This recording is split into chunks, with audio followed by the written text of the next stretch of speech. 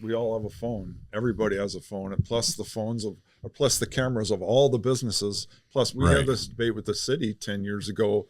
Well, now the city has cameras, but there's 10,000 other cameras besides those. Do you get what I'm saying? But if you don't mind me jumping to AI, and so this lady in Tennessee that got arrested had never been to North Dakota, and we covered this. Yeah. No, that's scary. Yeah. And so I don't know if you saw what happened, but basically they're still dragging their feet. I asked for her. It's all good. So when I was done with college, my first job, I wanted to just try something different. I was a sales rep for Gallo Wine. It was a blast, easiest job I'll ever have. And that was when Bartles and James first came out. So I was the sales rep. So it was very fun. And all the accounts were kind of up and down the River Valley. So that was fun. Poets Liquors in Wapaton. And so then after that, my dad, we owned a business. It was called Valley Chemical. And we owned franchises that were ChemLawn, and then it turned into True Green, which is a lawn care service. So I owned the franchises for this area. So that's what I did until I sold it a few years ago. That was my business, and I did it myself. And so that's what I did. And the building that I bought is in downtown Fargo, and I still own it. And so it's sitting there empty now, and I'm waiting for something big to happen. But this is why I almost didn't run for mayor, because it's overwhelming. Our budget is $140 million. The city's budget. Our debt is almost between $1.5 and $2 billion. Wow. So we have serious, and this Moody's downgrade. Yeah. That's no joke. When you get a Moody's downgrade, if you issue bonds, you get less interest rate. So can you explain that? The Moody's. So Moody's this is their profession. They review government entities and look at their sheet. But if you guys go in for a home loan and you say, here's my how much I make a year and here's my debt, they'd laugh you right out of the bank. Do you get what I'm just saying, trying to use it. So it's a serious issue. And here's how I would address it. We just have to start spending less starting today. So making cuts. This is the same thing.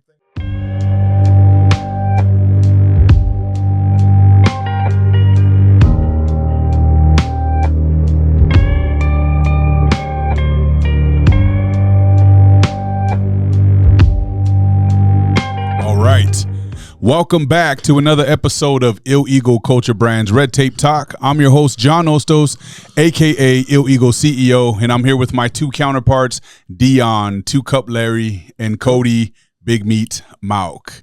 And today we're setting off our second edition of the Fargo Election Series.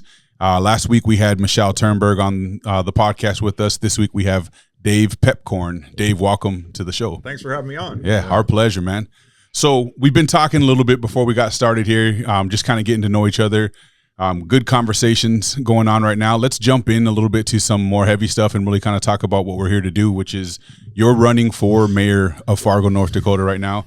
You've been, I don't know if I have some notes here. You've been Fargo City Commissioner since 2008. Ooh. Right, 16 years. So I've been 16 years. So you might know Fargo a little bit. I do, and I'm born and raised here too. So okay. I know it not just from politics, but from growing up here. Sure. So in '83, I believe you played for NDSU. Yes. And did I see you were drafted by the Cleveland Browns in 1984 as well? In the 5th round, and my signing bonus was, I think it was about $65,000.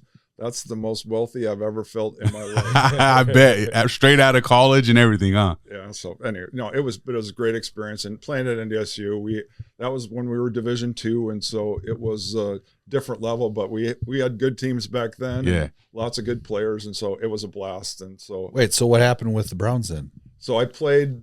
I was drafted in the 5th round, and I got released right when the season started, so I didn't play up very much. But it was a fun experience. I bet. And you got the signing bonus. So absolutely, no, that's the good thing. But I would say that the experience it's different than college.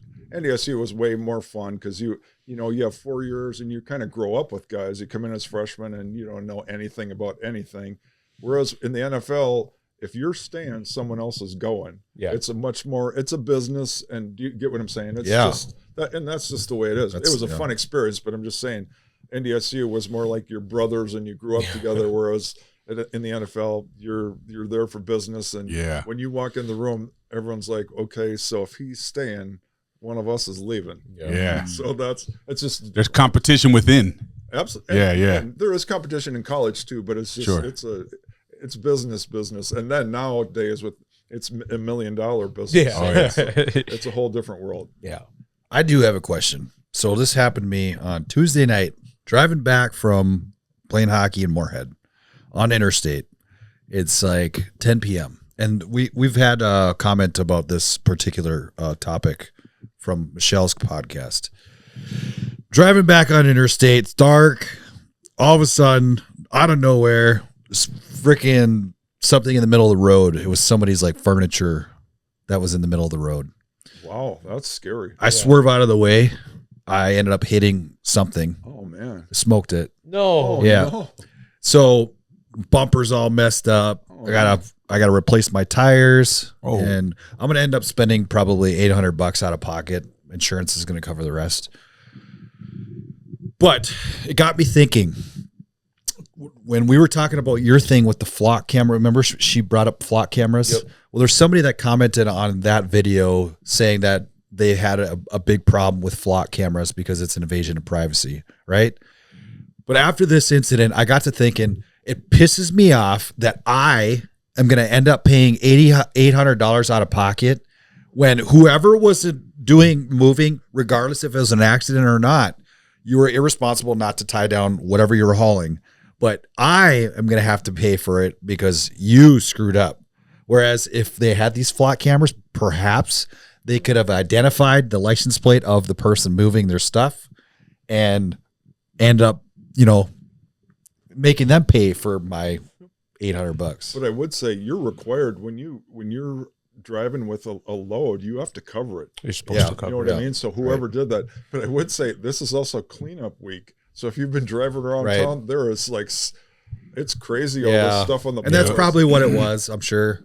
So if you see, there's people that come from out of town to drive through the neighborhoods to pick up stuff. And so I'm not a detective, but what I think is somebody picked up some stuff and was hauling it someplace else, and it blew right off their trailer. It makes me sick that I have to end up paying for it. But what is your opinion on these flock cameras? Because I get what the point of them is, but I also get the invasion of privacy too.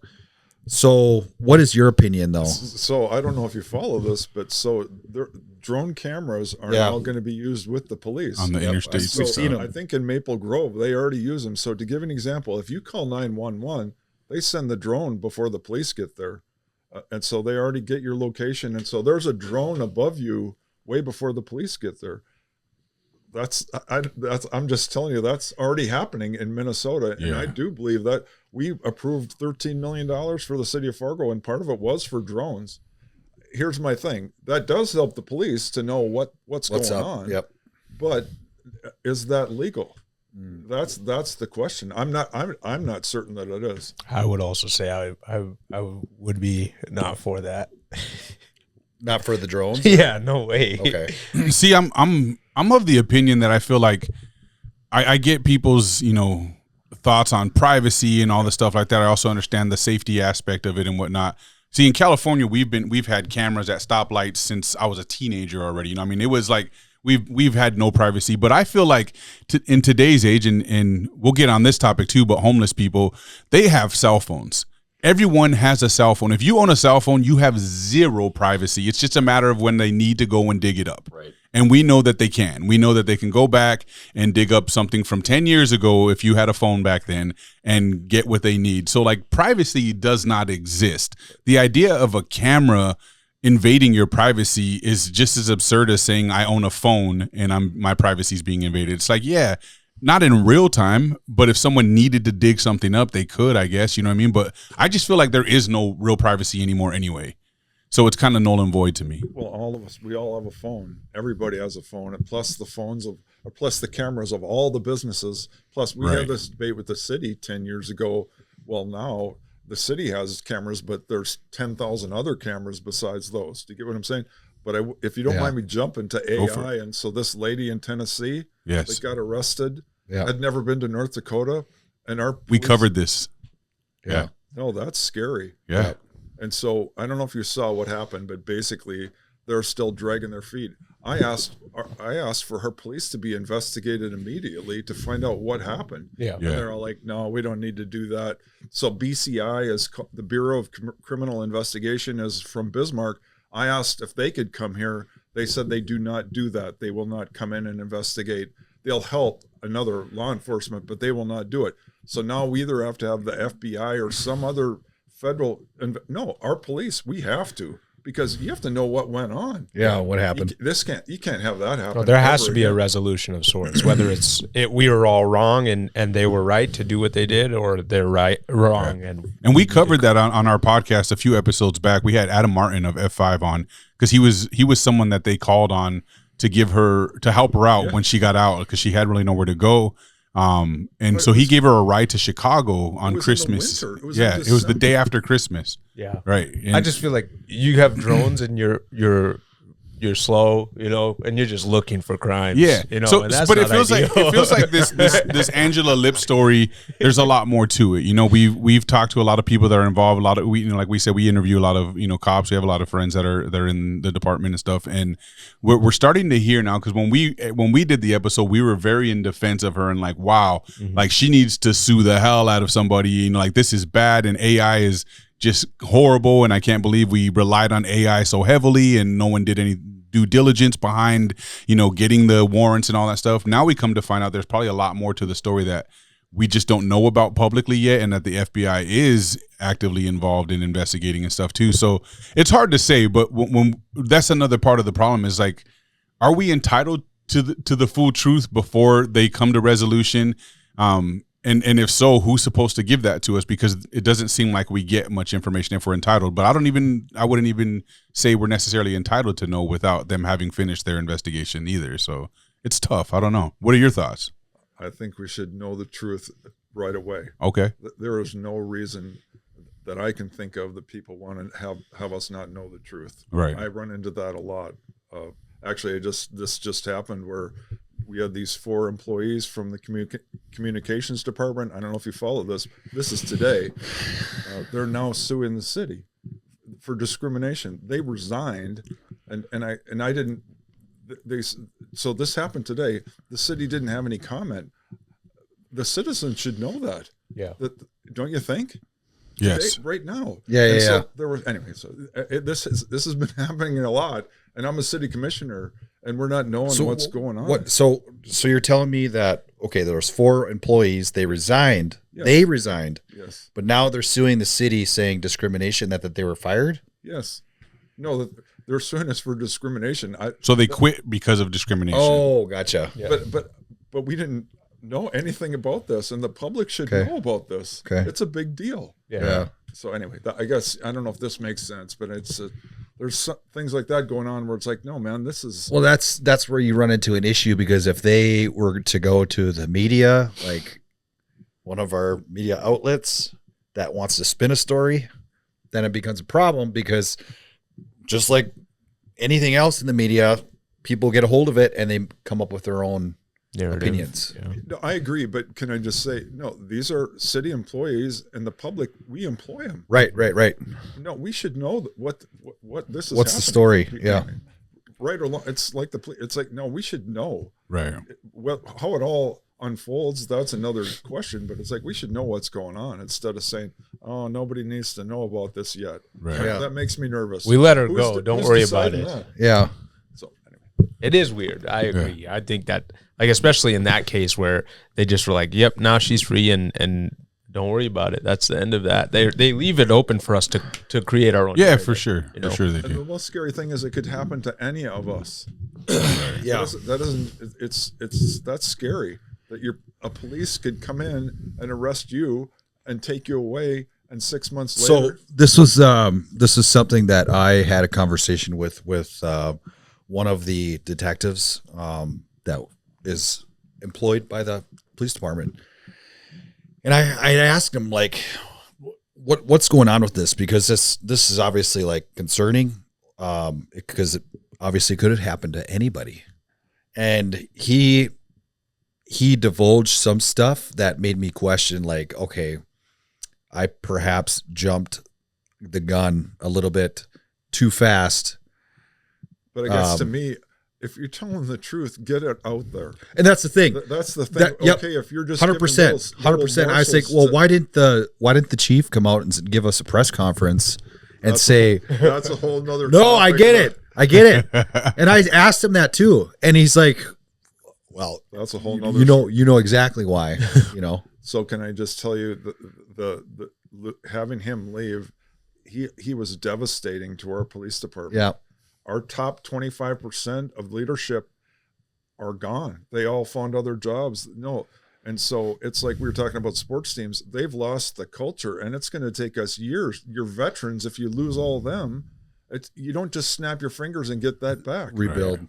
Do you get what I'm saying? Yeah. No. And so he did more damage than any bad guy could ever do because, and what it was all him, and he didn't let anybody else below him do anything. And so they were all like, well, why am I here? And so they all left. So anyway, I've actually heard for many years that there was a lot of toxicity in that department, and they couldn't keep people employed over there. Yeah, there was a lot of departure.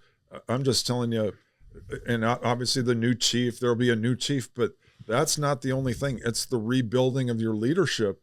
You can't just snap your fingers. And it's just going to take us a while. And so it's not a good sign. It's very, very bad sign for our city. And so the interim chief is trying to get some of the veterans to come back and do like training because all of them have left. So you don't have any, it's like a sports team where your seniors teach the freshmen, here's how you do stuff.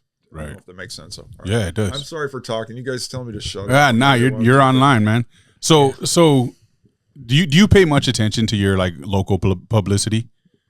I mean, honestly, during the election, you can't. You got to have thick skin. Yeah, that's if otherwise you just they'll eat you alive. It'll eat you up. And so you just as a commissioner, even at the meetings, there's people that rip you to shreds, and you got to know what you know and know why you believe it and stick to what you believe. Sure, that's it. So you have kind of a reputation for being somewhat of a hard ass. That's kind of the way people label you here. Why do you think people have that notion of you? I'm a little bit blunt, and you know, I tell the truth. And if I'm telling the truth, then I don't need to take a little time to think about it. Right. I'm telling the truth. The truth is the truth. And now if you need to have a communications department decipher what they want to release is the truth, then you're in trouble. And so that's why a lot of people don't like that. But I call it as I see it. And sometimes I'm wrong. Sure. But if I'm telling the truth, then I'm telling the truth. Makes sense. Be a little blunt sometimes. Yeah. There's nothing wrong with blunt. I think most people would argue that, you know, the political approach is tired on everybody now. You know, we're tired of that beating around the bush nonsense. Man. Yeah. I can't stand people that talk and they don't say anything. Yeah. Right. And that's the world's full of that. So anyway. Yeah. That's exactly what we don't want. We don't want that. I'm just telling you, I am not the average politician. I'm a little bit, that's what I do. I call it as I see it. And so that kind of sticks out, especially nowadays. Sure. So being in city commission since 2008, why mayor now? What makes you want to step in? So my term is up in June, and so you're only allowed to run for 3 consecutive terms. So I'm term limited out. I could not run for city commission anymore, and so it's the same thing with the mayor. Mayor Mahoney is not allowed to run for mayor anymore, and so it was like, well, I'll give it a shot. It was my only option if I wanted to stay involved in the city of Fargo politics. And this, to my understanding, this is the first time this will be a full-time mayor. Is that true? Yeah, as far as the pay, and to me that had nothing to do with it, because to be honest, Mayor Mahoney, he works full time. It's more than full time. You get what I'm saying? The number of hours. I mean, it's a full time job. Now you're going to get compensated more. I think we're going from about 40,000 for Mahoney now. But I think it's around 120. That's the new pay for the full time mayor position. But it's been full-time hours. I put in full-time hours as a commissioner. I put in 40 hours. Easy. See, I was thinking that it was different. Like he was working as a doctor most of the time, and then he does. It's amazing. I don't know how he does that. And mayor. Wow. And okay. The mayor is way more than a commissioner, because when people want to have an event, they want the mayor. They don't want a commissioner. Mm-hmm. And when there's something going down, the mayor has to be there. Do you get what I'm saying? It's just the level of the position. And so he's put in, way more than full time, even though he hasn't been compensated, if that makes sense. Yeah. Interesting. Wow. So, one thing that I definitely wanted to bring up, because I think it's a big topic for you, but it also is one of the main concerns I think a lot of people have. Just today, I was driving through downtown, seeing a bunch of bums walking around. We talked about it with Michelle, about the free needle program building, whatever. So here's my dilemma, and I understand your perspective, but I also want you to hear the other side. The Fargo PD is probably the biggest thing that we can probably have to keep crime down, right? But at the same time, I had heard that when they need overtime, that was a problem for you. Just getting the overtime, like they would need to request the overtime to get paid. And I understand, like, the budget, the budget is obviously the biggest issue, but for Fargo citizens that they don't want to drive downtown and see what they're seeing.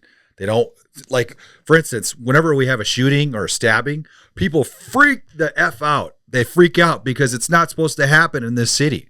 So to keep that down, and it's only going to get worse with the population rise.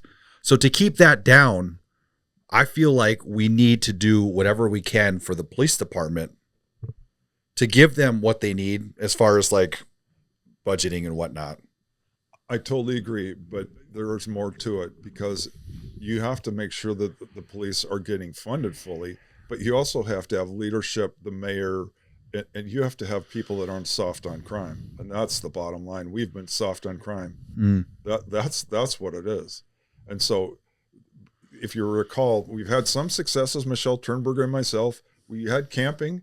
That we no longer have camping in downtown Fargo. If you talk to the police, that was hell on earth along the river. That's literally what one of the officers said. That was hell on earth. And so that's a good one. So I would say if we check boxes, we got rid of that. That's good. That's been a positive. The next positive is going to be the Downtown Engagement Center, closing that. That it's a magnet. It's got to go. Have people that come from all over the region to there. So that's the next box to check. The next one after that is the needle program. You got to cut that. We gave away 3 million needles. 3 million heroin needles. Yeah. They're all over the downtown. I own property in downtown Fargo, man.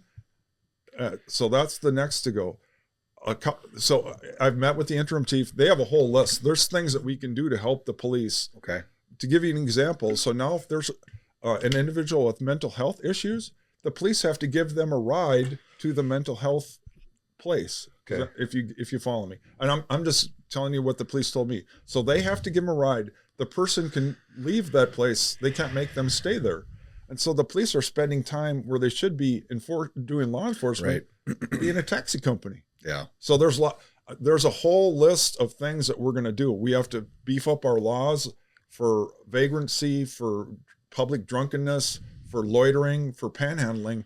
We got rid of them all. And so the police, their hands are tied. There's nothing they can do. So there's a lot of things, and I don't want to blame anybody. But the other thing is, and once again, you guys tell me to quit talking. Oh, you keep going. Keep good. But what we're doing now is enabling. So the people that have, that's what I said. Yep. If you have a drug addiction issue, we have to give you to a place that can help you. Yeah. If you don't want to go there, that's fine. But you can't keep coming downtown, right? Or you got to move along. Where would you say the line is? Like, at what point does compassion become enabling? See, that's the bottom line. And mental health is the other part of it. Yeah, some people have mental health, so we have to get them to that place. But if they don't want to stay at that place and get help, you got to say, you got to move along, because if you don't, you're enabling. Yeah. Right now, the Downtown Engagement Center, that is what we're doing. We are enabling. And so anyway, there's a lot to it, and it's not an easy solution, and it's not popular, but the bottom line is, if you have a drug or alcohol addiction, you got to get into treatment. And if you don't want to get into treatment, we can't keep paying for it, paying for you to, I don't know, that might sound like being a hard ass, but it's hurting our downtown, and it's hurting our city, but it's also hurting those people. We're letting them keep doing it. So anyway. See, I think one of the biggest things that a lot of people are looking for from all the mayoral candidates is the hows, right? Like, we have a lot of what the issues are, what's going on here, what's going on there, but what are the resolutions? Like, if you become mayor, how are you going to fix some of these things? What are some of your ideas and thoughts around, let's just say, the crime and the homelessness issues? I gave you it's a list. And so the interim chief, he's excellent. And so he's been chomping at the bit because he's been held back.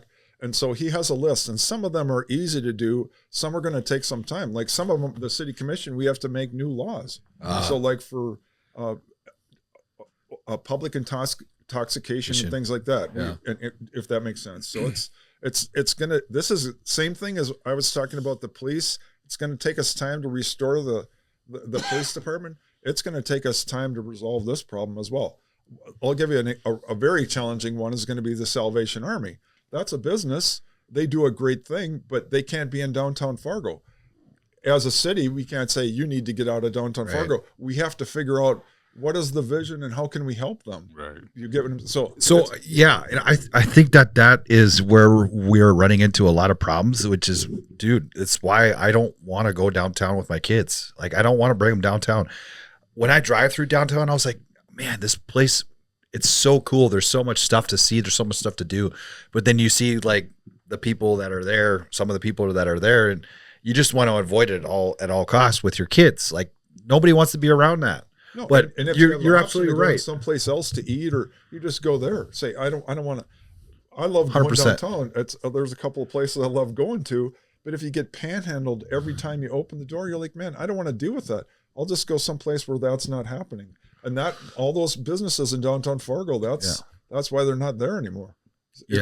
So anyway, it's a complicated issue, but the main thing is, if you have a mayor that's tough on crime will go down. And the police, we love our police in Fargo, and so the whole overtime thing, you want to make sure that we're paying them and all that. But this wasn't overtime hours the problem. It was the leadership. When we have a police chief that was soft on crime. That's no joke, and that filtered down. That philosophy carried down to everybody. No, I think it's totally right with those businesses you're talking about being downtown. Who thought that was a good idea to put like Salvation Army, the Heal Center? And I will give you a little bit of quick history. So during COVID, we got millions of dollars from the federal government, and some of that money, the city of Fargo did. Some of that money was used to start the Downtown Engagement Center. Okay. Dave Todd was the police chief at that time. He said, this is not a good idea, because we moved the police department from downtown to our new facility. And so we're the police department. That's where the downtown engaged. And it was because we had this money. But what has happened now, the federal money has gone away. Everyone knows that. And so now the taxpayers of Fargo are funding this, and we don't have the money to pay for it. So, right. Jeez. So one of the big topics of discussion is that the people of Fargo feel like crime is out of control and it's gotten really bad, but statistically, crime has actually gone down since 2024. Is what the I don't believe those statistics. So where do we get our statistics from? Would you say? Well, one of the things that's impacting the statistics is we now have online reporting on 911. So when you call 911, you have to fill out a form.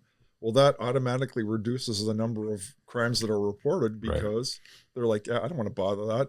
If I'm calling 911, the next thing I want to hear is tires squealing in my driveway of the cop car. I don't want to fill out an app. The other thing that's happened is, if the police don't consider shoplifting a crime, they don't even show up. Right. So the enforcement of crime has made it look like it's less, or the lack thereof, I guess. Yeah. Yes, that's because according to statistics, it says that the crime in the city has dropped 10% in 2025 compared to 2024. Violent crime also reportedly declined, including aggravated assaults, dropping around 20%. Fargo has now seen crime decrease for 2 consecutive years, according to police leadership. But your argument is that they're not allowed to act on as much crime, I guess, as they used to, or prosecute, right? Well, that police leadership you're just talking about. He doesn't have a good reputation amongst. They're now at Del Boca Vista down in Florida. Okay. So, I mean, he was soft on crime. And so this was done intentionally by him. And so that's why, hopefully with the new chief, but also all the leadership has left. Right. So it's going to take some time. But the true revelation is people don't go downtown anymore because they know. Right. You can tell us all the numbers you want to. Sure. I can see with my own eyes. Yeah. I've never been told not to go downtown so many times in the past, since COVID, pretty much. My parents are like, "You're gonna go out tonight?"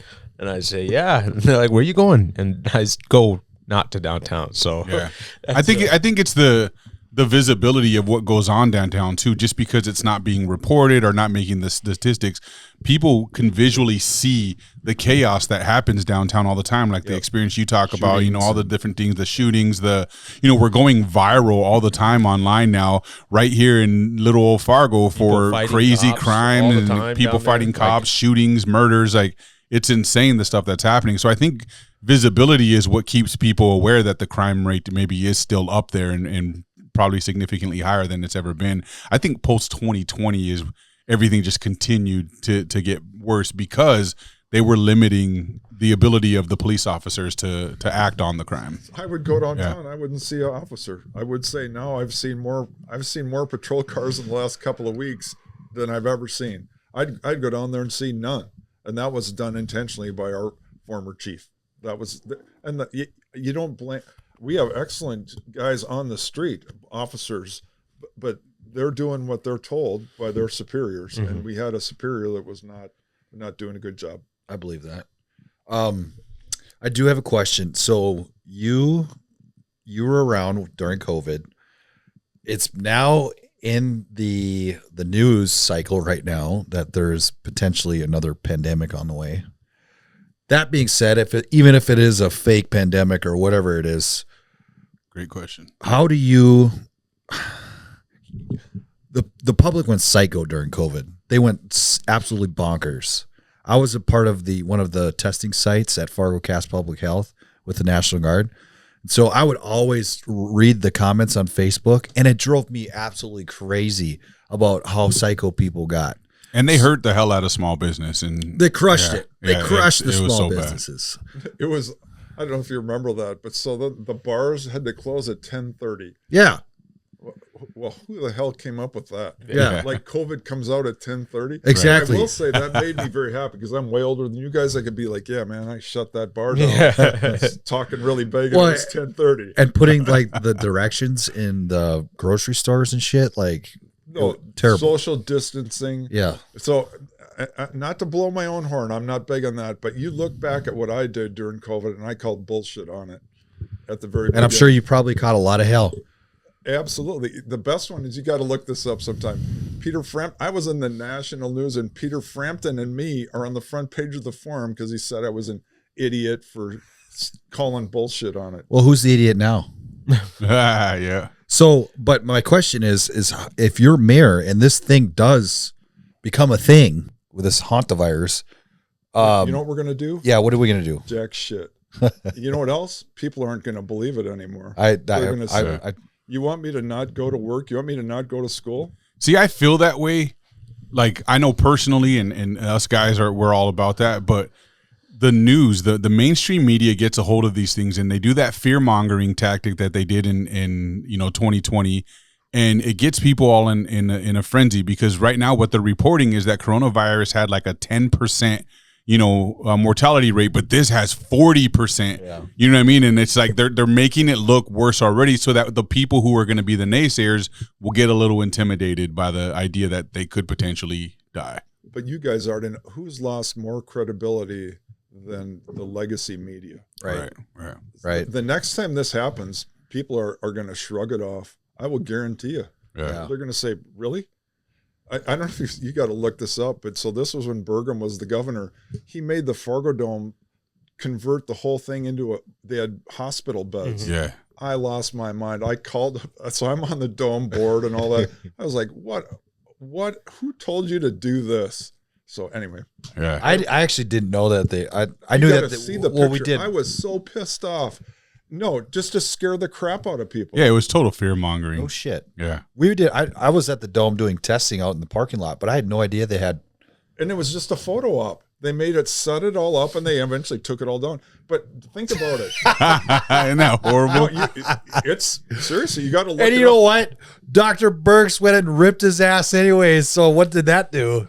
But the funny thing is, so if the truth be told, let's say something like that had to be done. The dorms were all empty. Mm-hmm. They could have used all those dorm rooms for hospital rooms. So it was totally just to scare the crap out of people. Yeah. That's some bullshit. That's crazy. Seriously. Anyway, all right. Yeah, that's some of the pisses me off. Actually, that whole time period pisses me off. It does. It was crazy. It was devastating to people's mental health. Like it was terrible, especially kids. And kids. Oh, we're still we're feeling the residuals. Not to bring up it again. We're feeling the residuals now. From what I could tell, with these kids' ASVAB scores, and education, there's some kids education where their parents had a computer at home and were on continued. And there's some parents who are like, "Hey, man, I got a job. I don't have time to." Anyway, do you get what I'm saying? Yeah, they're just sitting there at home by themselves, trying to learn something they don't care to learn about at that time. You know. Anyway.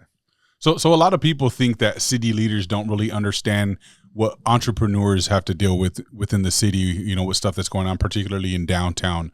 What are some ideas and thought processes you have around helping downtown, you know, city businesses?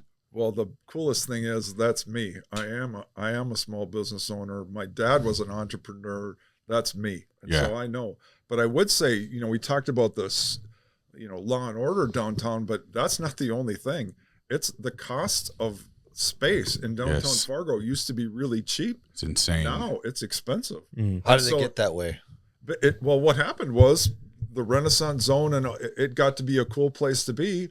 Obviously, we had some very wealthy people buy a lot of properties, but they invested in them. You know, put money into them and made them into nice.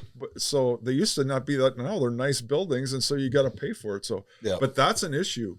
Because that's what makes a downtown cool is lots of small little businesses that are unique to our town. Sure. You know what I mean? Not like a strip mall where they're all the businesses are the same as the other big cities. So that is an issue. It's not just law and order. It's also how can we help them make it more affordable, especially to startup businesses. You don't have money when you're first starting out. So I think that's a thing. Oh, so what is your opinion with the whole moving that center over to the what is next to Brew Hollow? Yeah. What? So I would encourage everybody you to look at my comments that I put them in the forum. So I'm a small business owner. Who in the world? This is a building that we're going to rent. Yeah, we're going to put $1.5 million into that building, making it usable. Then we're going to move out of it in 2 years. Who does that? Yeah. And then one of the finalists for the convention center is across the street. So I try to do smart stuff. That seems like the opposite of smart stuff. Yeah. But anyway, does that make sense to you? Where would you put the convention center? Well, there's 4 left. And to me, the only 2, to me, it has to be the one that performs the best financially. And so we have to start all over and just look at money.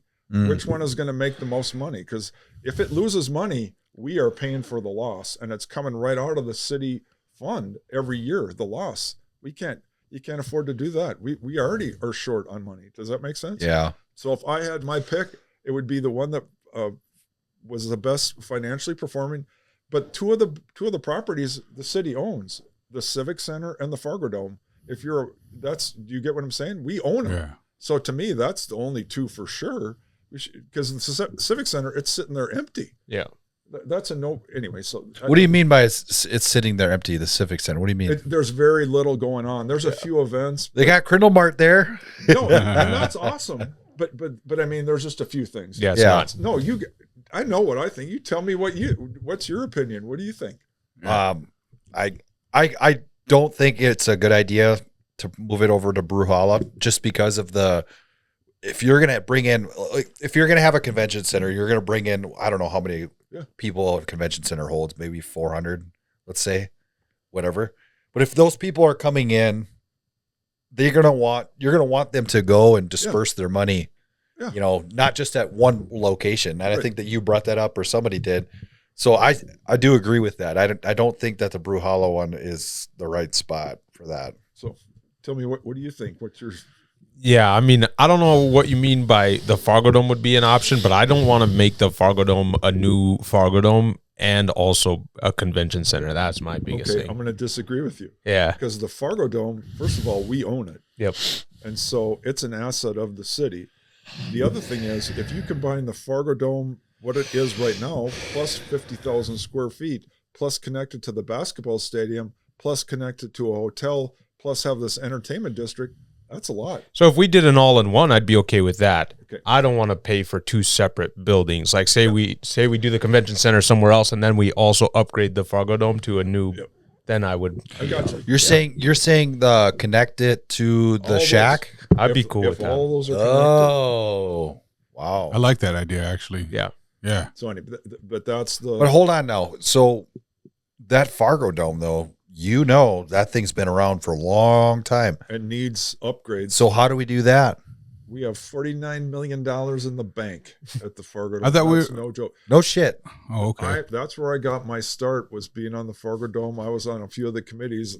That's what led to this whole mess of being in politics, which is crazy. But correct me if I'm wrong. Wasn't it? It was like closer to 100 million or something for the whole shebang.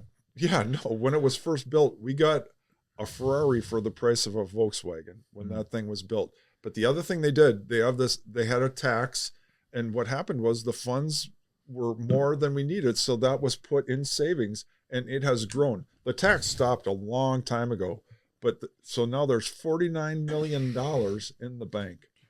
Okay. And so there is upgrades, but that's why I'm not very good at math, but if you combine that 49 million plus the 40 million for the convention center and combine that all together into this thing, that's impressive. So anyway, we'll see what happens. I'd say there's still a long way to go with how it all falls out. But to me, the two assets that the city owns, for sure we should do that. From the standpoint of common sense. I think, especially with NDSU moving up a class, I think that would be a good asset to have if they're capable of doing that. And like you said, it's to the point where you got to start putting money into it, because if you don't, it'll start being more and more expensive to fix it up. Here's to give you an example. So if you've been at the Cowboys Stadium, it's unbelievably nice. Their Jerry Jones, where the Cowboys play, they're putting $1 billion into it. And I was just there. It's like, man, it looks brand new. Where are you going to spend $1 billion? But that's you have to keep them up. If you don't keep them up, it costs way more as time goes by.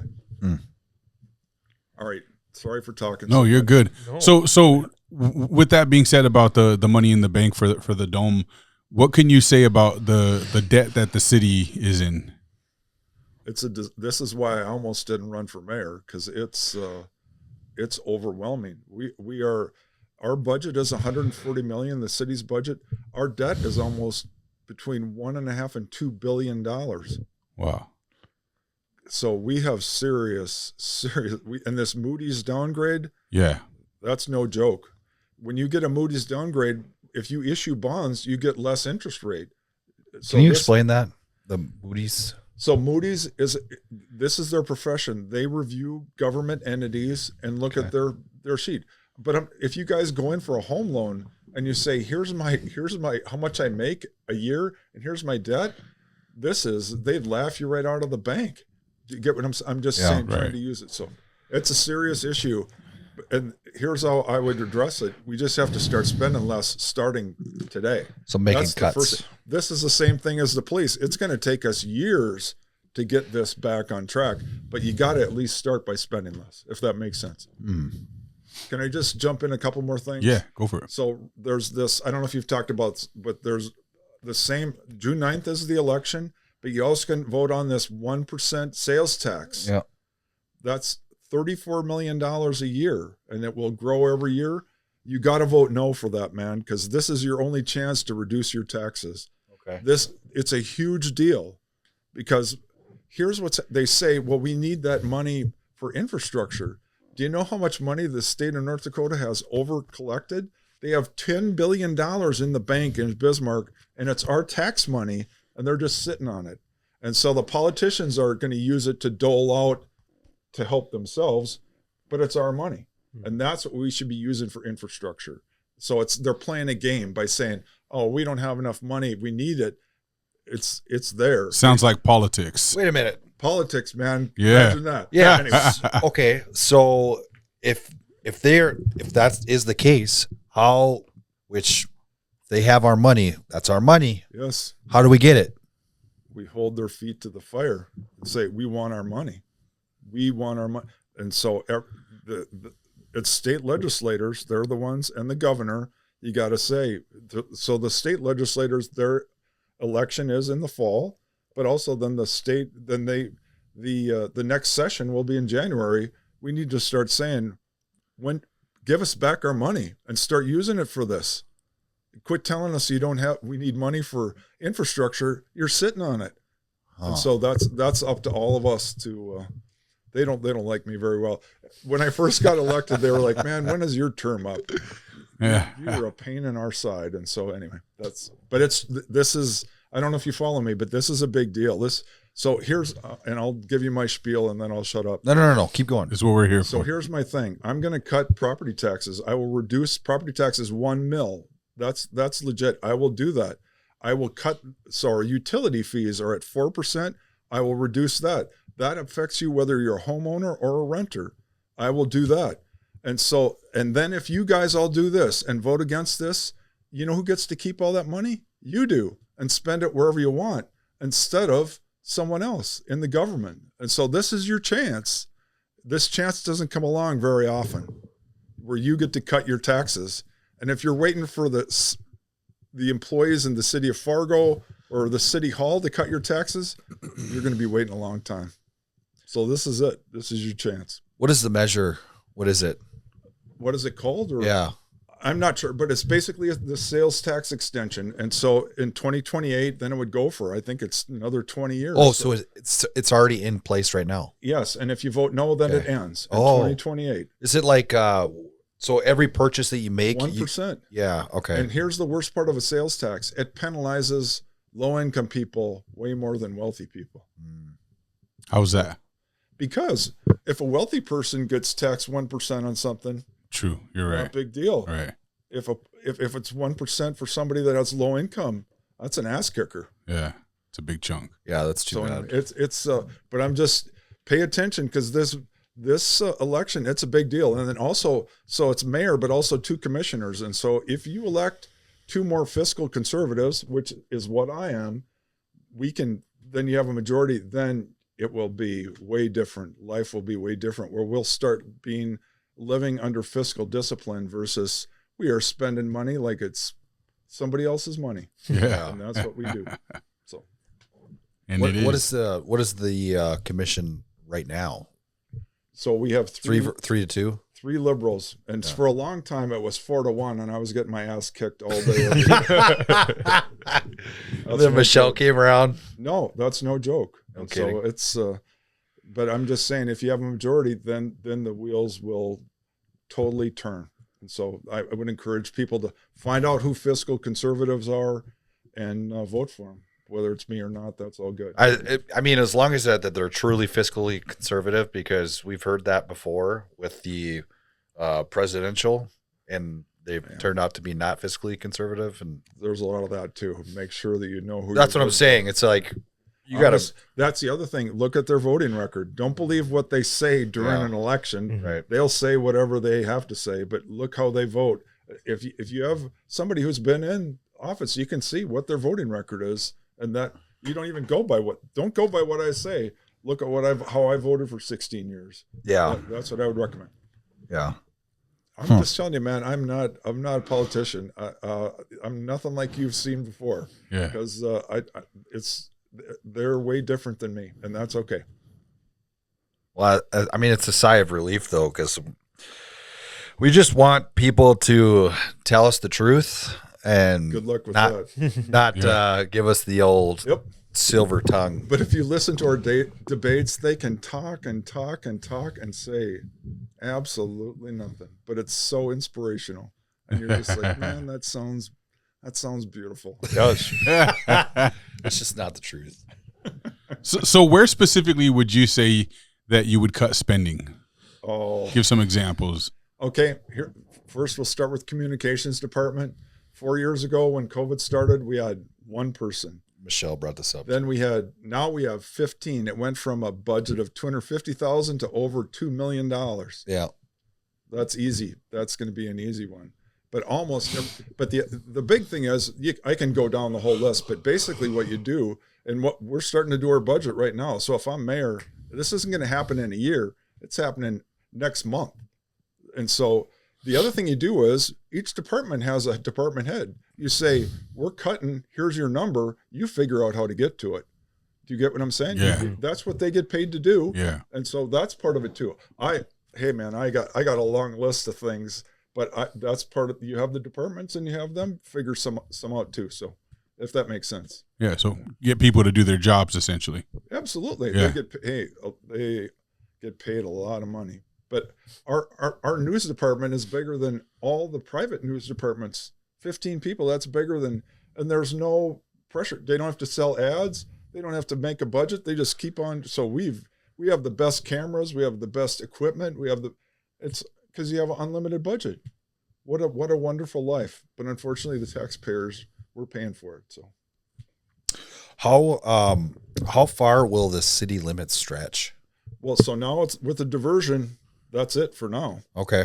I mean, that's why, so I don't want to get into too much boring stuff, but we're redoing the land development code, which is the rules with when you build new construction. Yeah. And so that's probably one of the most important things we're going to be changing. And that's probably going to be done this fall. But the diversion kind of sets our boundaries, and we've never had that before. Does that make sense? Yeah. And so you have to be much more careful about what you let build and all that kind of stuff. What about going north? North has more potential to grow. And so I would say but I would say, if my prediction, the South is going to fill up very fast. But if you don't mind, I'll just give you a timeline. So the diversion, it's going to be done this fall. After it's completed, then it has to be certified. The Corps of Engineers, they certified that it's no longer in the floodplain. That makes a huge difference because then you don't have to do fill and raise up all the buildings. Mm-hmm. And so that saves the builders a lot of money, which makes it less expensive to build. But it also, all of us that are existing, you don't have to pay flood insurance anymore. So that's the next step. Do you know what I mean? So it's going to take a while, but that's kind of. Is the diversion funded both by Fargo and West Fargo? Because it helps both, right? No. No? The diversion is paid. Fargo has a sales tax, and so that pays. It's complicated. And so I could take an hour, but here's what happened. Like today, the federal government is helping us. Do you know what I mean? And so, but it's mostly locals. Mm. So to give you an example, most large projects, it's 80% federal funding, 20% local funding. The diversion, it's 80% local funding, 20% federal funding. Do you get what I'm saying? Because we and I'm not saying it's bad, but we've stepped up and paid for it mostly. But here's the sticker for me that pisses me off the most. Do you know how much Minnesota has paid for the diversion, for the construction of the diversion? Hey, you're the Moorhead guy. That's why you're sitting next to me. I live in Fargo now. I'm full Fargo. I'm teasing. Do you know how much they've paid? I'm going to say nothing. Zero. Yeah. Okay. Zero. And so Fargo, you know what we are? We're the suckers. Yeah. Think of that. And Moorhead, obviously, it's not as big a city. You got to pay some, right? Mm-hmm. Man, we are so stupid. We have gotten so many bad deals. If you want me to start listing them off? Fargo schools. Do you know the Fargo residents pay West Fargo School District? Wow. Oh, really? That's no joke. And not like a little, like if you look at the West Fargo School District, half of it is Fargo. So someday there's going to be a legal challenge to that. I will guarantee you, you're taxing City of Fargo residents to pay taxes for the West Fargo schools. Get out of here. Yeah. Fargo is paying for Moorhead's flood protection. Man, who are the people in charge of Fargo is what I'd like to know. Unfortunately, I'm one of them. Yeah. It's like, man, we are the airport. The City of Fargo pays for it. Do you know how much people in Moorhead pay for it? 0. Man, we are suckers all day long. We are getting taken to the cleaner. So we're gonna go at it, even though I'm just teasing. I'm paying all the money. But you get what I'm saying? Yeah, no, that's good. Bad business deals. Yeah. So anyway. So that leads to my next question I was going to ask is just something that the public has no idea that is happening behind the scenes. Could you give some examples? Those were a couple of good ones. What else would you throw on top of that? Well, I just think what's happening now is it's so easy to spend your money. Sure. And so when you have a liberal majority, if you have 3 votes, there's no breaks. They can, and so we're building we're closing the Downtown Engagement Center, which is great. We don't have any money to build this new one, but they got 3 votes, and so we're building it. And I said, where's the money? That doesn't matter. Do you get what I'm saying? Yeah, that's crazy. So anyway, I don't know if that makes sense, but the other concerning thing is, there's only certain commissioners that are given information. Like we were giving away crack pipes last year. The City of Fargo Health Department, we didn't even know about it. Yeah. No, how in the world can that happen? Boofing kits. Yeah. No, Yeah. how can that happen in Fargo? The taxpayers of Fargo, our employees are doing that, and we didn't know about it. Yeah. And then when we found out about it, nothing happened to the employees who were doing it. Mm-hmm. What in the world? So anyway, I kind of sound like a Debbie Downer. I apologize for all the doom and gloom, but I just want people to know what's going on. It's crazy. So we brought this up a little bit earlier. But to the point, you are against flock cameras, right? Yes, yeah, absolutely. And I think we have to, but we got into this debate. We all have cameras, multiple cameras. And so there is no privacy, but I think you have to be careful when you start arresting people across the country from a camera that you saw in Fargo. That's scary. Sure. That could happen. Something in California and they came here and picked you up and you're gone. Yeah. That's scary stuff. So we need to know way more before we start approving that. Yeah. If you talk bad about Israel, they'll find you. Yeah. You know that one, right? No. What was it? HB 1893 or something like that. They passed if you said bad 2023. Burgum Israel. Passed it into law. That if you speak bad on Israel as a business owner in the state of North Dakota, you will be denied any kind of state funding and banking. Well, that's scary. That's interesting. What's our main thing? Free speech. Right. How can that possibly be? Is that for real? Yeah. Yeah. How could that I debated. I was debating about I was like, guys, it's not that bad. It's not that bad. But then when you look into it, it's like, yeah, it is that bad. It is that bad. Yeah. That's scary. Because free speech is so 2023 Burgum put it into law, and then next thing you know, he's up at the White House. David, you never know. Like if you become mayor and shit hits the fan, you need to know how to batten down these hatches. That's scary. But I when you talk to that thing, if COVID ever happened again, it will never happen again.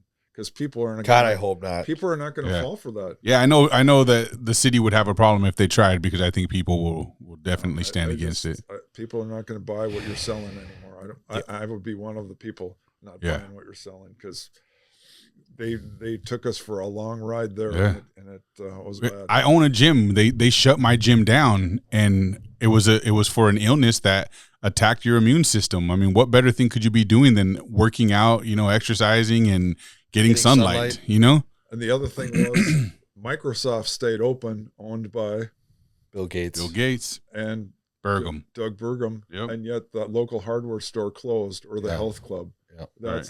That's when the true And then that's when it got real obvious. And then the bars close at 10:30. It's like, what is it, like a cloud that comes out at 10:30 and you have to be home by then? Or how did you pick that up? On the flip side, I will say we've learned a lot about, I mean, now food delivery, being able to attend meetings, a lot of those things got speeded up because of that. Do you know what I mean?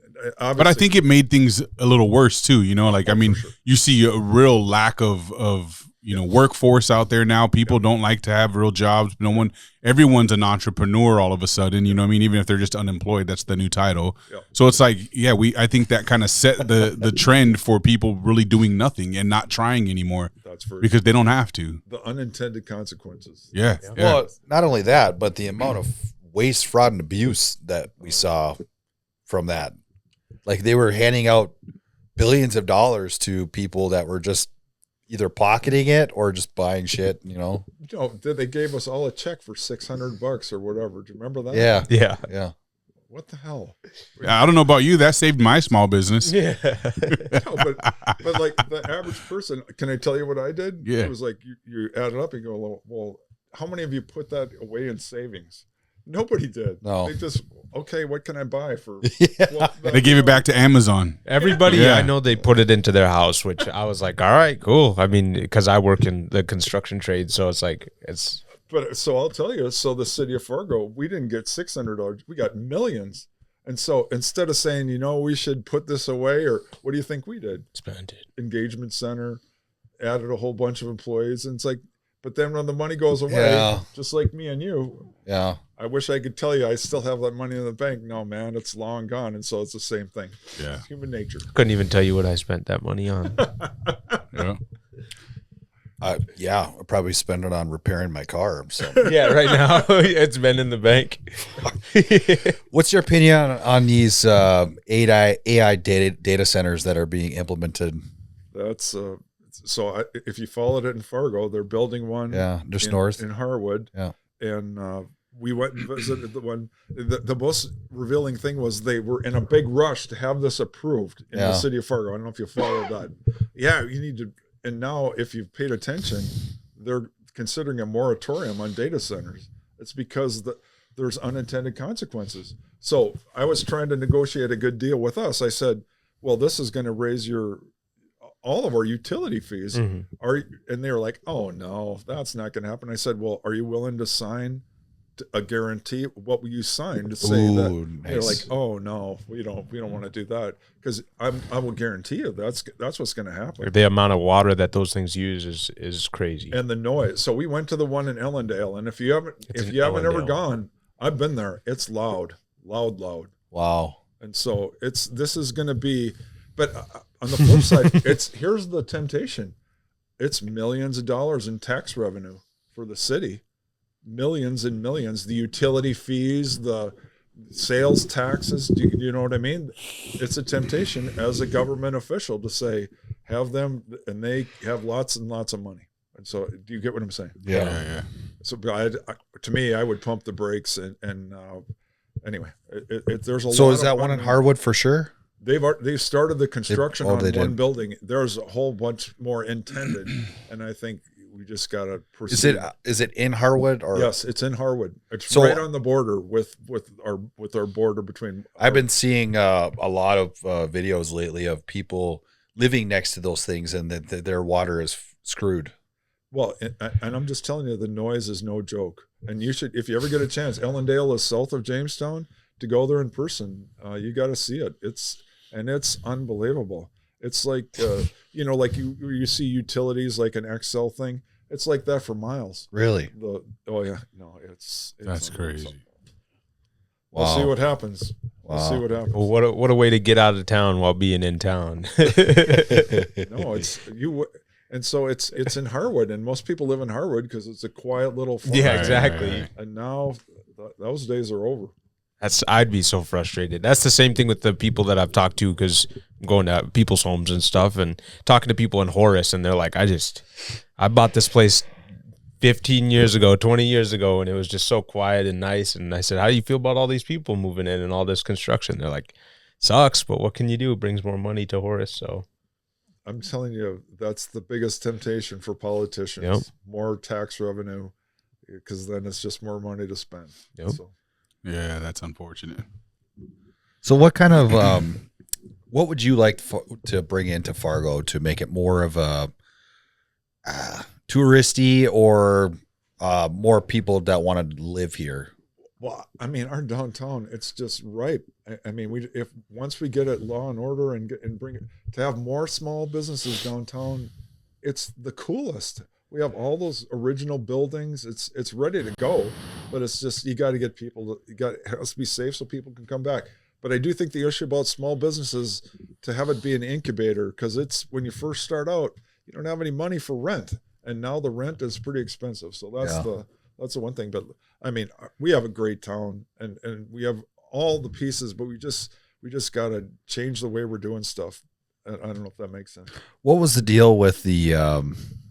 I mean, it seems like we were on the 1 yard line to get a water park here, and then all of a sudden it shit the bed. I know. I totally, a water park, that would be fantastic, especially indoors. Because I mean, what other place on the earth would be more busy than an indoor water park for kids during the wintertime? Yeah. If you've been to the new park district, Island Park downtown, that's really cool. And it's a lot. That place is humming. And it's packed, all the time. And so but to have even more, that would be fantastic. However, I'm not sure that's the city of Fargo. I think we need to do what we can to have some private company come in. But to give you an example, like the area where the driving range is, and the bowling alley and all that, that's kind of like an entertainment district, and that's all private business. Do you know what I mean? Oh, the sweet shots, sweet shots, and all those things in that area. You know, to me, that's the thing. But I just think the biggest potentials are downtown, because it's unique. There's no other downtown like that. Do you know what I mean? And to get more small bars and restaurants, small businesses, that's what we're missing. What? So it was in the process, I believe, that before Epic went bankrupt, right? Did they Did they catch that guy? No, that's a mess. That's gonna take, no, that's because they were taking advantage of people. It was a Ponzi scheme. Oh, and so and they were developing a lot of stuff, and one of them was the water park. Yeah. And 45th Street. Fargo they wanted us to build a parking ramp for this. So only by the grace of God did we not get involved in that. But interesting. This is going to take. You haven't heard much about that, but there's still a long ways to go to unravel all the debt. And the saddest part was a lot of small investors invested like their IRA money. You know, it was a Ponzi scheme. Big, yeah. And so they were promising them a huge return. And so the only people that will get some money back are the banks, the big fish. But all the small people that could afford it the least, their money is gone. Who owns that building then, and what are we gonna do with it? Is it apartments? So there's Epic owns lots of things. You just don't see them all. But what's happened is they've hired. This is a multi-year thing, where legal process, but they hire a management company to manage all these properties and then take the money, but they don't own them. That I don't believe that has been sorted out. Do you get what I mean? Who gets what buildings? But it isn't just one; it's multiple. Yeah, and there's multiple big. Like they were involved with the lights and everything. Yeah. The city of West Fargo is in it.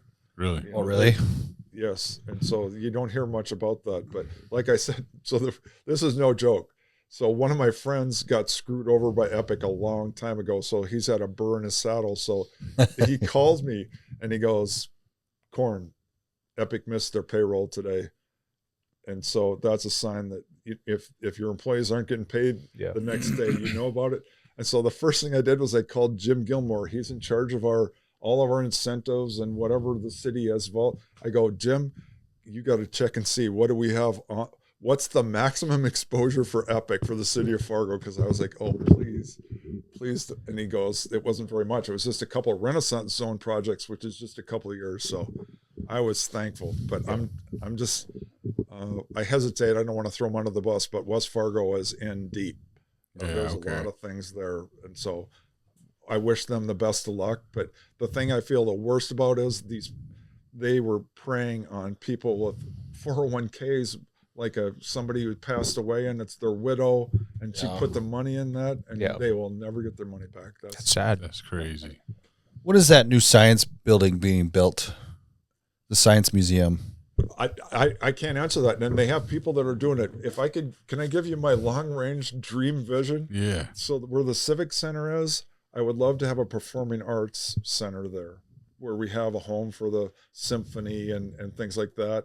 That would be awesome. But and then there's a parking lot right across from City Hall, but the library and City Hall, it's empty. That's where the Science Museum would be. So we could have all these things like in a campus, and you could walk to all of them, and that would just be, if I had an unlimited budget. Then I would make Steve Shield build the Shields corporate headquarters right along the river there, where there used to be the steel company. Yep. Then they could have their corporate headquarters and then have canoes and baseball and all the stuff they sell. You could go outside and do it. So that's Dave's dream vision with his unlimited budget for for a downtown. And then that would be, I just think that'd be kind of cool, because then it would all be kind of all together there and you could walk to all of it. So yeah, that's awesome. I mean, I feel like we do need more like tourist stuff. I would love to have a museum here in town. And a science museum, you could have kids. I will say the FM Community Theater, that's going to be in the downtown now. If we build that new parking structure, it's right by the old Broadway area. Mm-hmm. That's going to be great, because the FM Community Theater, the kids will come there each day for things. Plus they'll have plays and things in the evening. So it's going to be great when it's done. So that, to me, that's a good piece to the puzzle, if that makes sense. Yeah, absolutely. That's awesome. Yeah. Yeah. Anything else you guys want to throw on before we jump into some rapid fire? I guess I just want to kind of know a little bit more about you. So you went to the Browns, and then kind of I didn't have much time to do much research on you. It's all good. So when I was done with college, my first job, I wanted to just try something different. I was a sales rep for Gallo Wine. It was a blast, easiest job I'll ever have, and that was when Bartles and James first came out. So I was the sales rep, so it was very fun. And all the accounts were kind of up and down the River Valley. So that was fun. Poets Liquors in Wapaton. Yeah. And so then after that, my dad, we owned a business. It was called Valley Chemical. And we owned franchises that were ChemLawn. And then it turned into True Green, which is a lawn care service. So I owned the franchises for this area. So that's what I did until I sold it a few years ago. That was my business, and I did it myself. And so that's what I did. And the building that I bought is in downtown Fargo, and I still own it. And so it's sitting there empty now, and I'm waiting for something big to happen. But so I've been a small business owner my whole life. And then I started out, I was on the Fargo Dome Authority. That was my first kind of foray into this whole mess. And then somebody was running for city commission. I thought they were doing a terrible job. So I said, isn't somebody going to run for city commission? And they were like, why don't you run? And I was like, I don't know. And so I asked my wife, and she said yes. And so there you go. That's how it starts, Cody. No, people start telling you to do it, and next thing you know, you're doing it. But I would say, everybody out there, if you're waiting for somebody to have a throne and carry you, it's not going to happen. It's never going to happen. But if you feel it, you got to do it. Right. And there's so many different things. You can take be action. On the Fargo Dome. No, you can be on a commission in Fargo, like planning or something that you love. But also the school board, the park district, there's all this stuff.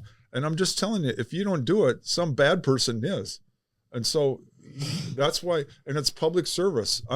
So the amount I'm just telling you, the amount of hours, it doesn't come close. I don't get for the compensation. That's not why I'm doing it. I'm doing it because I love it.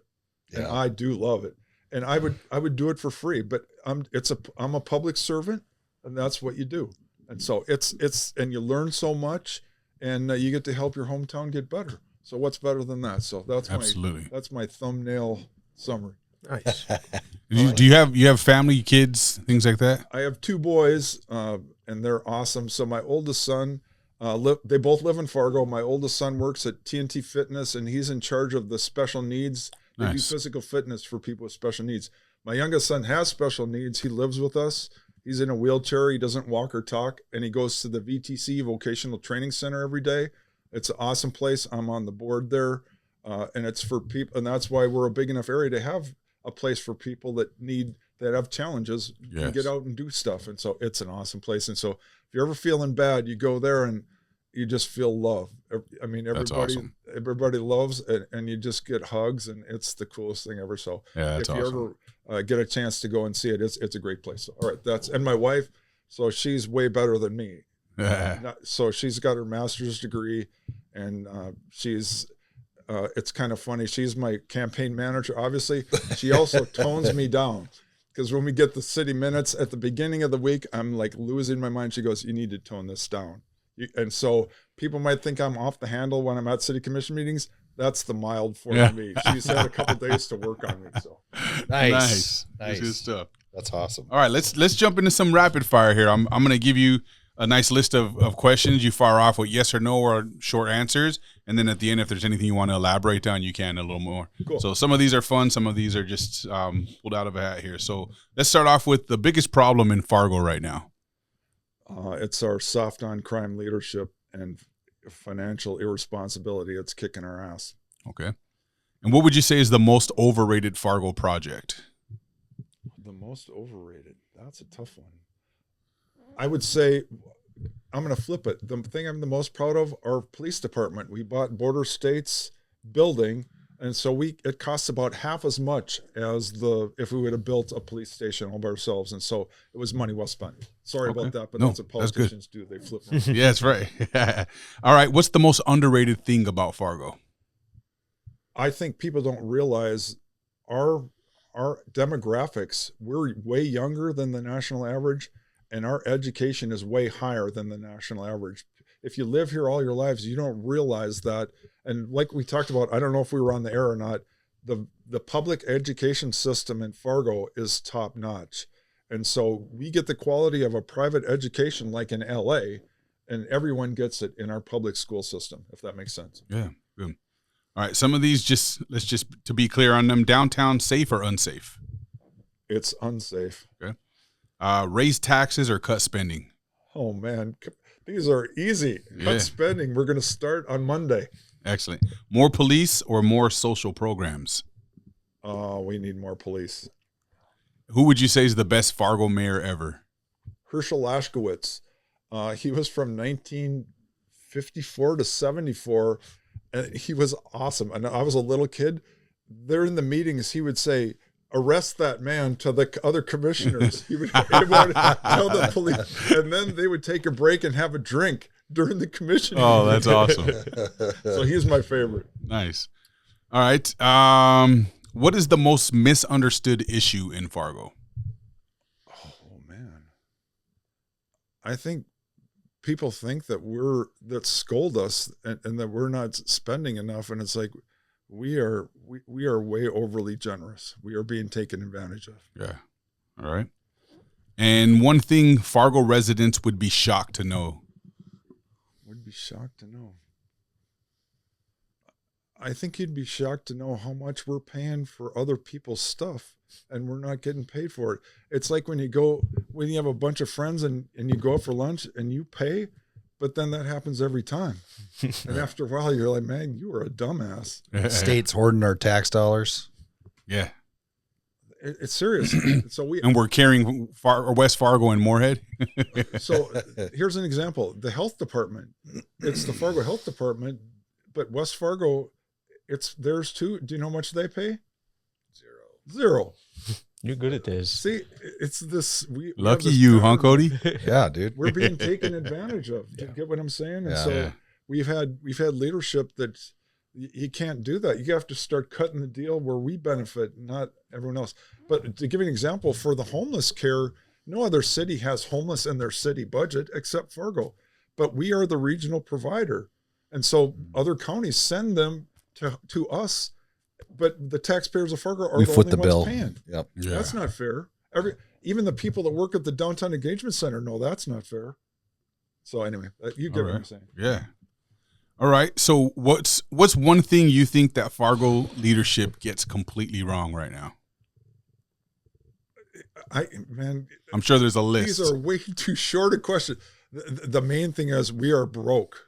We have to start not spending so much money immediately. Okay. Does Fargo have a drug problem? Absolutely. Okay. Is homelessness getting worse? Absolutely. Do city leaders actually listen to residents? I do. If you ever call me, I call you back. And if you have an issue, a technical one, and I can connect you with the right department, our staff is excellent. They'll answer it. We get excellent response. So if you ever, and I'm just telling not you, but everybody that's listening, if you ever have anything, call me. And if you have a specific question, I'll get you the answer. I will say you emailed me back within like 5 minutes of me emailing you. So that's no joke. Yeah. I'm not bragging. I'm not big on blowing my own horn. That's no joke. I do that. And it's mainly because I'm not that smart. If I don't call you right back, I'm going to forget about it. Good. Yeah. All right. Would you say people are too politically sensitive today? Oh, are you? And this is from COVID. I believe this has all been kind of magnified because of that. All right. Everybody's extremes and everybody's so hypersensitive. So yeah, that's true. I think we know this answer, but to be clear, should Fargo be tougher on crime immediately? Absolutely. Yeah. And then what's one big thing that you'd change in your first 90 days? The budget. I would cut the mill. And actually we are doing the budget right now. And so that would go into effect. And so a lot of these, we were talking about this earlier, these things, this isn't from years from now. This will happen immediately. And your utility fees, same thing. That can go into effect. Boom. Okay. Do you think that Fargo can still be saved financially before taxes explode? Absolutely. But I will say that even though some of these things can go into effect quickly, the long term, it's going to take us to restore our balance sheet is going to take us time. Sure. Agreed. I think, but if you don't mind, I'll, just a little bit, do you mind if I go for it? So the way we do special assessments, we can't do that anymore. And we are going to change that because if you guys own a house, so specials can be, it's nonsense. But what's supposed to happen is when you buy a house, it's the infrastructure in a new development. We're the bank, the taxpayers of Fargo. No place else in the country does this. And that's part of our Moody's downgrade is this is way too big of a risk for us to be taken. That should be on the developers, not on us. And so we've been very lucky. Like in Western North Dakota, the oil boom, some cities almost went bankrupt. Yeah. And so this is, I would say that's one of the most important things to reform the specials is one of the most important things. I apologize for your one-word answer, but that's good to go. That's almost the most important thing I want to get across to you guys and the people listening. The specials are an ass kicker. Yeah. Awesome. Anything that you want to say directly to the people that'll be watching this that, to get them on your vote? Well, the special assessments thing, that's not just Fargo. That's West Fargo. That's Horace. That's Moorhead. We're all doing this. It's got to stop because this is a risk that all the taxpayers, we are funding the infrastructure and new developments. No one else does that, and it's got to stop. And the big thing you have to watch out for, there's a lot of very wealthy developers that want this to continue. Yeah, for sure. And they have lots of money, and they've made lots of money, and so you have to be on guard for that, if that makes sense. Mm-hmm. So, kind of off topic here, but I got some friends that live in Horace. And their big debacle about, like, one person lives right here, they pay $20,000, and then the other person over here pays $100,000. Like, what's up with that? That's special assessments, and so why is it so different though? Like, I don't understand. Like, it depends on your plot of land, and it's a new town or it's a small town that's going through growing pains, and so how to divide up, how to pay for this, it's complicated. Oh. But we should not be doing any of it. Yeah. This should all be included in the price of your lot. When you buy a lot, that's in there. Yeah. Right now, I'm just telling you, the taxpayers, we are the bank and we are taking the risk. Yeah. That's not. Yeah, that was a big deal when that went down on like all over social media. I remember everyone going off on that. So, but it isn't just Horace. Right. It's Fargo, and we've all gotten into it, and but here's how it goes. Fargo's the leader. We have to change it. Everyone else will follow. Mm-hmm. But this has to be done because this is existential risk. That's no joke. Yeah, I believe it. All right. No, that's good stuff, man. I don't have any other questions beyond that, guys. No, it was a wonderful conversation. I didn't know how this was going to go, but it was, you're great. Hey, thanks for having me on. It was fun. if you ever want to have me back again anytime, I enjoy it. And we'll bring you back for sure, because there's always something to talk about in Fargo, I feel like. So yeah, you, like I said, and the other thing is, if you ever have some kind of question, call me. You can testify, man. I call you back, and the cool thing is, the technical stuff, I don't know all that, but we have staff, and I can connect you to the right person, and they'll call you back. So that's a good thing to know. When you talk about responsiveness of, the city, we are, and I will. So anyway. Awesome. Well, Commissioner Piepkorn, I appreciate you coming on and having a conversation with us. All we're trying to do is just get some real down-to-earth conversation with people, make them human and not politicians, and see what the people think. So thank you for giving us the opportunity to do that with you, man. I've enjoyed it. Thanks for having me on. It's lots of fun. I think it's cool because everybody's got a story. Absolutely. And what I've learned is if I shut up and just listen, they'll tell you. And you learn a lot, and so I love being the city commissioner. It's a blast. You learn a lot. I've learned a lot about all this stuff. Some of the stuff I wish I didn't know, but you learn a lot. And I would encourage you, if you're thinking about it, being in something, do it, because it's very beneficial and it's important. And so the other thing I would say is, if you're waiting for somebody to beg you, say, "Oh, please," that's not how it goes. You got to go. You got to do it. Hear that, Cody? He's talking to you, buddy. Yeah. Seriously. Right on. All right. Thanks again for coming on. Everybody else, we appreciate you. Thanks for checking us out. Don't forget to like, subscribe, share the channel, tell your friends about us. Don't tell your friends about us. Talk good, talk bad. It doesn't really matter as long as you are talking about us. Peace.